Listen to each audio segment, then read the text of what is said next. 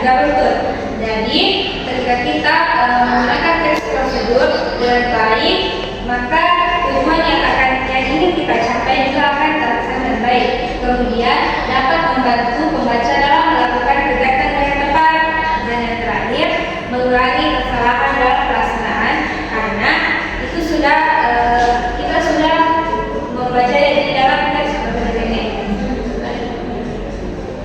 Kemudian ciri-ciri teks prosedur yang pertama itu menggunakan kalimat cerita. Ada yang bisa menyebutkan saja kalimat cerita itu? Saya Bu.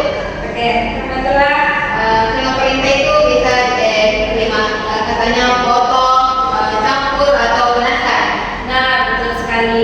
Jadi kalimat perintah itu adalah kata-kata seperti potong, campur, dan panaskan. Selanjutnya itu menggunakan kata kerja atau tindakan. Nah, contoh katanya itu mungkin bisa disebutkan oleh Nurul Fatihah. Saya persilakan.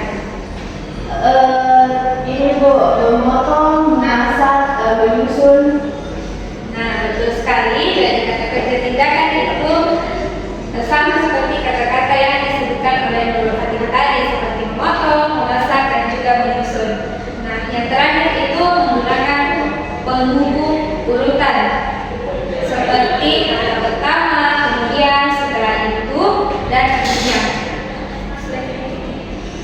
Nah, adapun struktur dalam teks prosedur, yang pertama itu harus ada tujuan.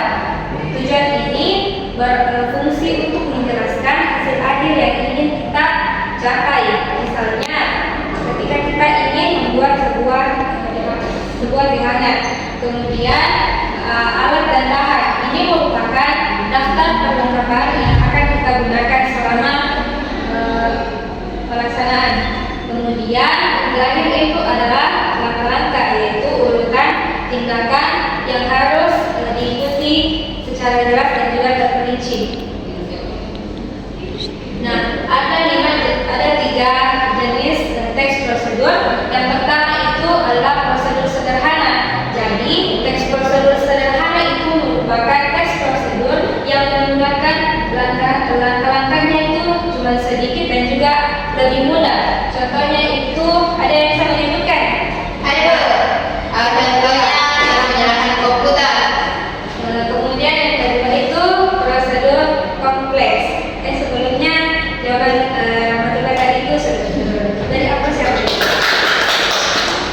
Selanjutnya itu prosedur kompleks, berisikan banyak langkah dan juga lebih detail dan sering memerlukan alat khusus. Siapa yang bisa menyebutkan contoh prosedur kompleks? Saya Bu. Nah, Siti Rosalia.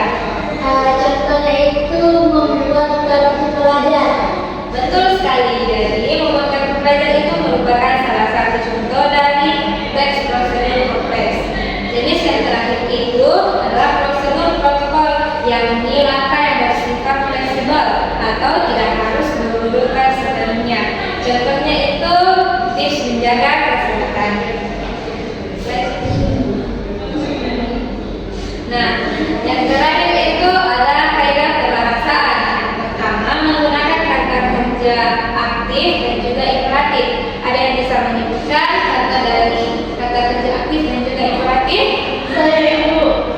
Jadi contohnya itu ambil, pasang, dan periksa.